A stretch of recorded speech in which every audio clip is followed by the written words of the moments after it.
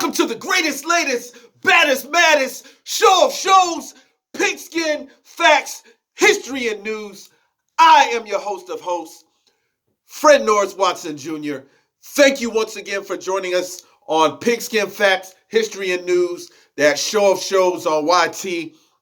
We have a brand new show for you today, and we're going to actually do Pigskin, Facts, History, and News.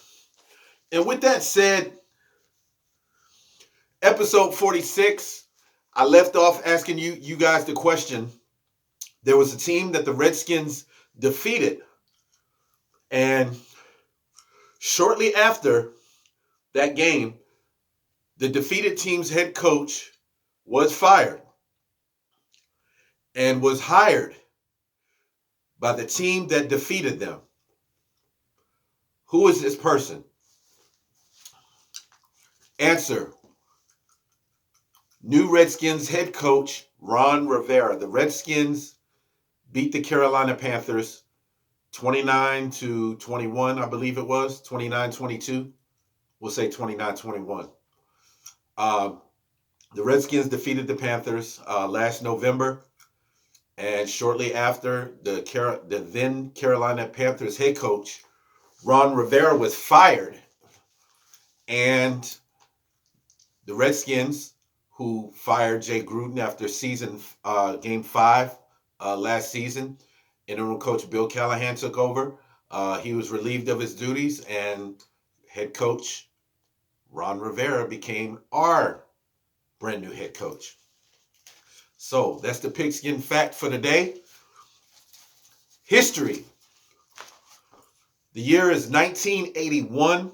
Redskins had fired then head coach Jack Pardee after the 1980 season, and they finished with a 6-10 record. So they hired Joe Gibbs, who is now a legend in the nation's capital. A legend. And after they started that season in 1981 0-5. It wasn't looking good for the new coach. Things were not looking good in D.C. It was like a continued trend from the season before, a losing season, in which I said they had went 6-10. So they started the season 0-5, and the crazy part about it was they were the number one offense in the NFL. They were lighting up the scoreboard, and they were still losing their games. However, they won their first game. They defeated the Chicago Bears 24-7 at Soldier Field, and that pretty much turned the season around.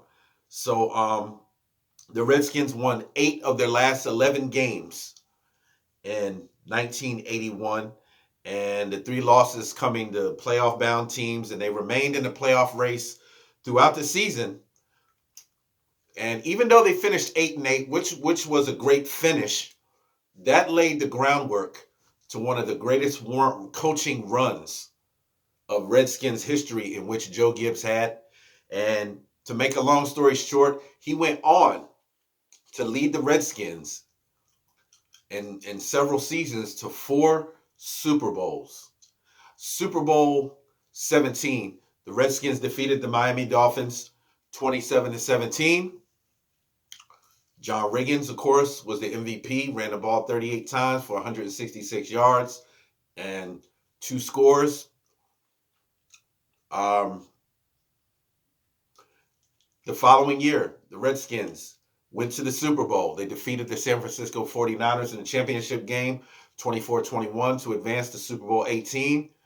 And unfortunately, bang, they were crushed by the Los Angeles Raiders, 38-9, a Super Bowl I would love to forget because I almost cried when I watched it. I was a kid.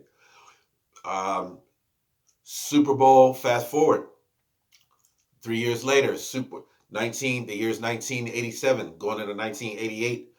The Redskins, off the quarterbacking of Doug Williams, led the Redskins back to another Super Bowl under the tutelage of Coach Joe Gibbs, the legend. And the Redskins defeated and crushed the Denver Broncos 42-10. You remember that 35-point second quarter outburst that the Redskins had, and the game was pretty much over by halftime. And they won 42-10.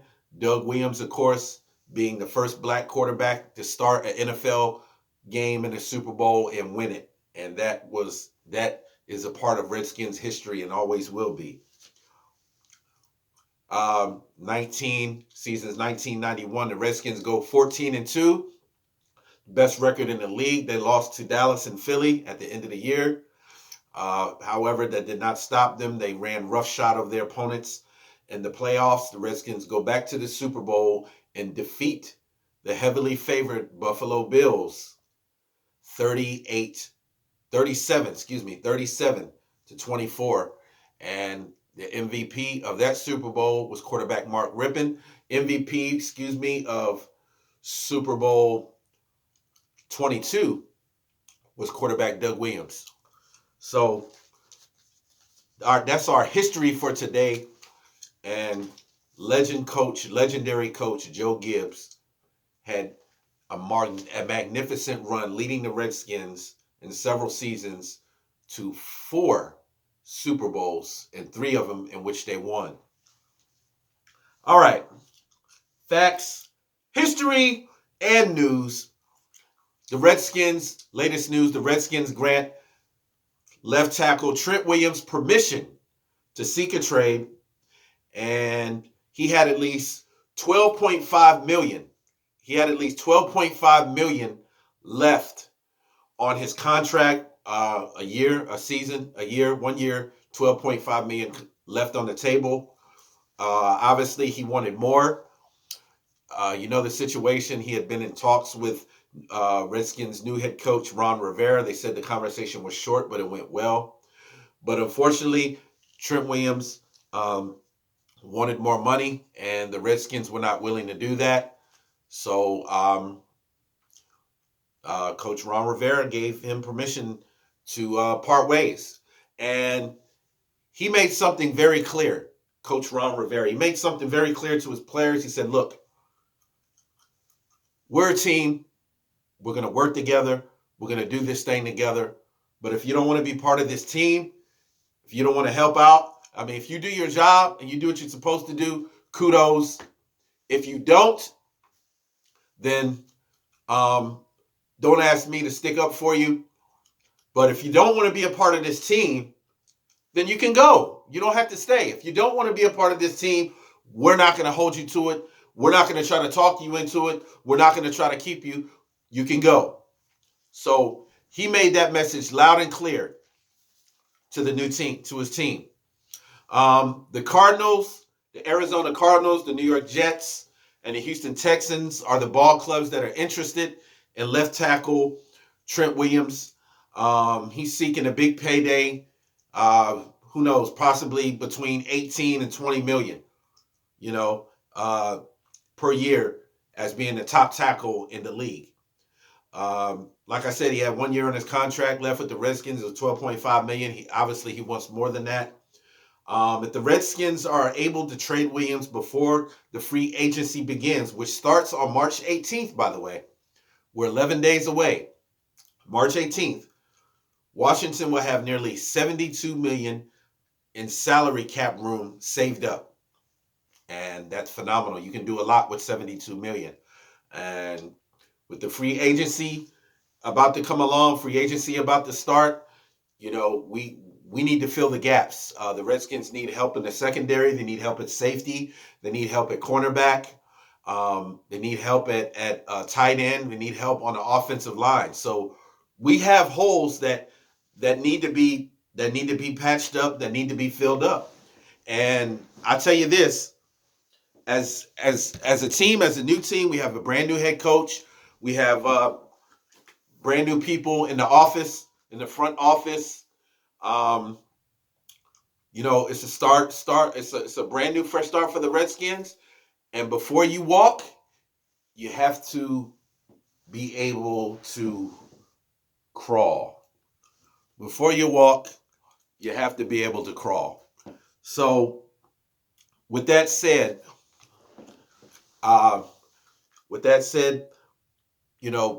we have a long way to go. We've come a long ways during the offseason. We've made some strides. We've made a lot of moves in the front office, coaching changes, what have you. Players that have been released. Josh Norman is gone. Paul Richardson is gone. Jordan Reed is no longer with us. Vernon Davis has officially retired from the game. And I'm sure that there will be plenty more that will no longer be with us before the new season in 2020 starts. So, also in the Redskin news, the Redskins are working on a major big deal to re-sign guard Brandon Sheriff.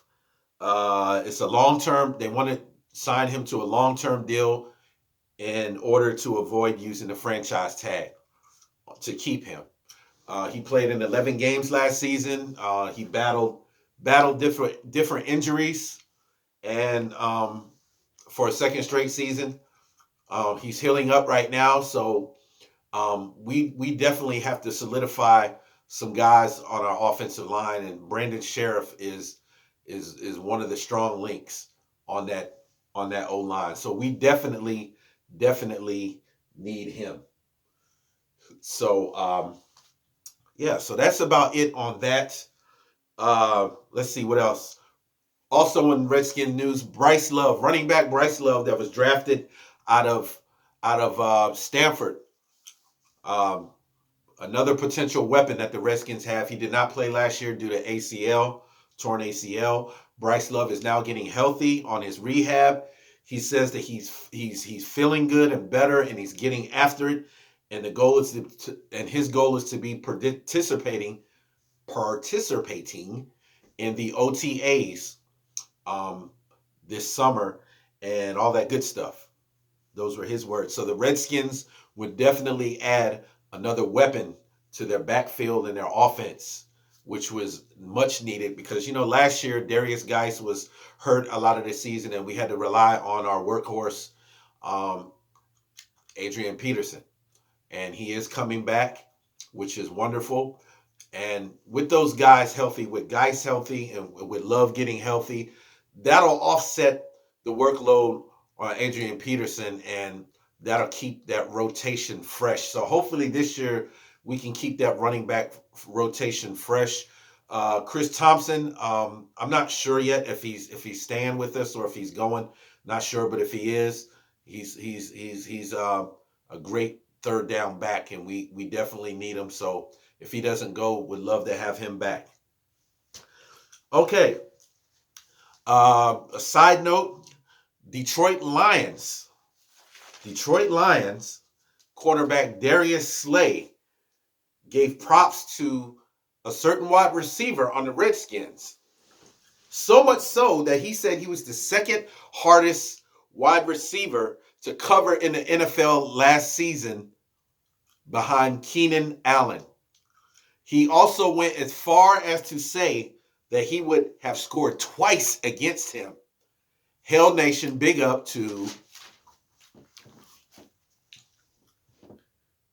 number 17, Terry McLaurin. Touchdown, Terry. Big up. Darius Slay gave props to Terry McLaurin and said that he was the second hardest receiver to cover in the NFL. And he was just a rookie. He was just a rookie. So that's wonderful news. And moving forward here, and the draft is coming up March 23rd, and it's funny because I'm wearing the number 46 on my Redskin jersey, and that's how many days it is from now until the NFL draft begins in Las Vegas, Nevada. 46 days. Hail Nation. And just wondering, what should the Redskins do for the draft? Should they, number one, stick to the original plan and draft the best prospect coming out of college this year, and edge rusher Chase Young, also known as the Predator from Ohio State? Should they grab that player, that generational type player that comes once in a lifetime? Or should they, number two, draft Tua Tagliavola out of the quarterback out of Alabama? Or should they, number three, the third option, trade down? Per se, let's say Detroit has the number 3 pick after the Redskins. You know, if Detroit wants to deal, should we allow them to move up to number 2? Um, and we go down to number 3, and we could possibly still get Chase Young. Could Detroit be after a quarterback, or that might work? That might not work. Or should we let a team like the Miami Dolphins from number 5 trade down and swap with us and give us multiple picks? Well, the only thing wrong with that is we would miss out on Chase Young because he'd be off the board before number 5. And then we would run the risk of drafting a bunch of players that might turn out to be potential bust or might not be in the NFL after 2 or 3 years. So, no, that might not be a good idea. Excuse me. Redskins head coach Ron Rivera, Riverboat Ron, wants competition for quarterback Dwayne Haskins. So obviously, Colt McCoy will most likely not be here next year. Case Keenum will most likely not be here next year. They're probably already gone. Um, so is this whole Tua situation, is this just a smokescreen to give the Redskins more value as far as the number 2 pick? Or is he serious about possibly drafting Tua? Actually, I would think it would be a mistake because Dwayne Haskins, yes, he's a rookie. Yes, he had a rocky start, but he finished strong last year. But there's a new system coming in. Um, could he be the quarterback of the future? We don't know. But like I said on the last segment, give him a chance. Give him a chance. He's just a rookie. Well, he's going into his second year now. Um, and the problem is you bring Tua in, we don't even know if he's fully healed. He broke his hip in a game against Ole Miss last year. So we don't even know if he's fully healed. So why draft this guy, especially if he's not going to play right away and then wait for him to, where's the competition then? So maybe this just might be a smokescreen. This might just be something that Ron Rivera is doing just to throw people off. Right now, Dwayne Haskins is getting the respect of his teammates because he's been in the building. He's been working out. He's been training. Um, he's looking at the playbook. He's getting with coaches. He's throwing the ball to receivers. He's doing cone drills. He's lifting weights, and he's starting to gain the respect of his teammates. Good. Do not rock the boat on this. Let it continue. Let it continue. Yes, we're starting over as a team, but we got our quarterback first round, 15th pick last year. And a lot of people don't think that he's worth that pick. But I think Dwayne Haskins has the potential to be a great quarterback. And, a lot of people are not willing to see the light at the end of the tunnel. They want fast food. They want a fast food quarterback. Drive through the drive-through, make your order, bag it, and pay for it and go. But it doesn't work like that. It takes time. It takes time. Some players go through the maturation process in a year. Some go through it in the same season from beginning to later in the year. Some never reach that point at all. But I saw growth in quarterback Dwayne Haskins at the end of the year, and he stepped up. And even though he got hurt in the last game, he showed lots of promise, and he showed flashes of his brilliance and smarts as a quarterback. I like him. I like him. I say we do not draft Tua. I say that would be a big mistake. Grab Chase Young. Solidify the defense. It's defense that wins championships. If Dwayne Haskins doesn't pan out as a quarterback, we'll find another one. But right now, solidify and build that defense. Build the offensive line. It's at the line of scrimmage where the game is won. Offense sells tickets. Defense wins championships. So we need to stick with the familiar and not let the intruder come in. We don't need any intruders. But what we need to do is stick with the quarterback that we have, work them into this new system, and we'll see what happens. So with that said, This is going to close another segment of Pigskin Facts, History, and News. I am your host of hosts, Fred Watson Jr. Want to give a shout out before I leave. Give a shout out to my girls. I want to give a shout out to my homeboy, Chaos, Mayhem. We're the awesome two. Big up to you out there. Big up to my girl, Shanita, Jen, Efea. I will see you guys next time. It's Hellskins Nation. Fred Watson signing off. Peace.